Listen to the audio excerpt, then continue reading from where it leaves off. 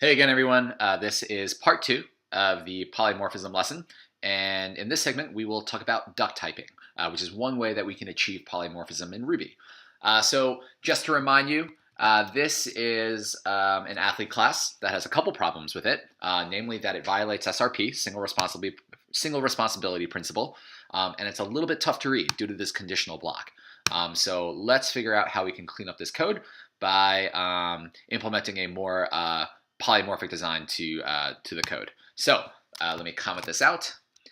Very quickly, let me talk about a little bit about duck typing before we actually see how we would implement it in Ruby. So this is a great definition of duck typing. So duck typing is concerned with establishing the suitability of an object for some purpose. With normal typing, not duck typing, suitability is assumed to be determined by an object's type, or in Ruby, class only. In duck typing, an object's suitability is determined by the presence of certain methods and properties rather than the actual type of the object. Just to paraphrase that, if you were to implement duck typing in Ruby, the important thing here is that you are not concerned with the object's class. All that you are concerned about is that there are certain methods associated with any object that gets passed into any of the objects that are used in the code.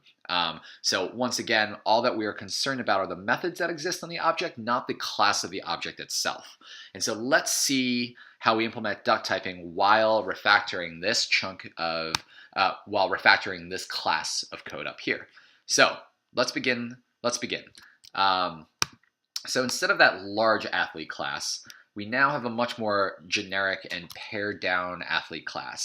All this athlete class has is a play method, and this play method takes one argument. It takes in an athlete object. And all this play method does is call the play method on the athlete object that gets passed in.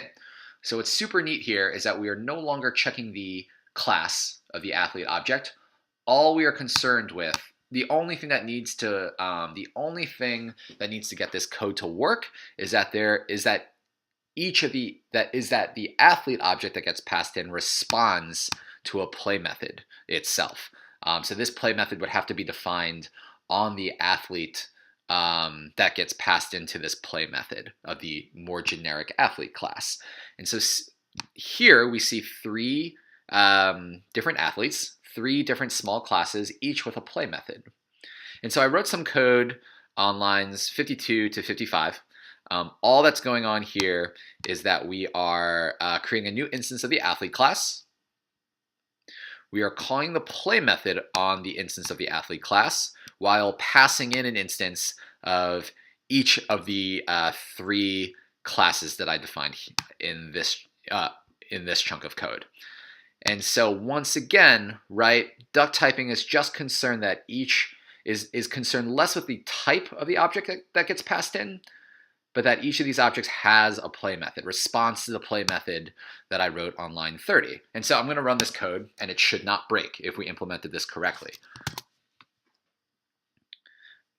By the way, I have a plugin in my IDE called Seeing is Believing that allows us to run code right within our text editor. Super neat. And so let me quickly explain what is going on the output that you see here. So on this line, this little arrow denotes the return value of line 52, and as you can see, it created a new instance of the athlete class. This is sort of the location in memory. These are the return values of line 53 to 55, which is actually what we expect, because in Ruby, the return value of put statements is nil.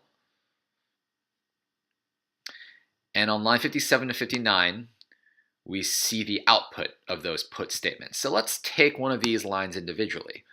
So once again, on line 53, we have an athlete object and we call play on it, right? This play method is the one that we define up here on line 30. And as you can see, we're passing in a new instance of the tensor class.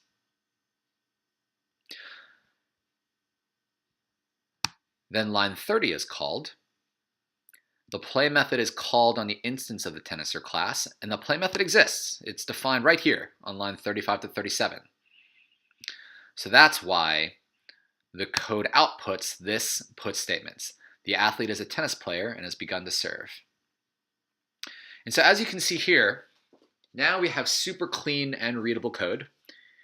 Each of these classes abides by SRP. None of these classes have dual responsibility or are coupled, and it results in this very clean, easily readable code. And the duck typing in play occurs right here, between 29 and 31. Again, no one cares. This class does not have to check or have any responsibility in checking the class of the athlete that gets passed in. The only thing that it does is call the play method on the athlete that gets passed in. And so that is duck typing, and it's demonstrated in a very simple example.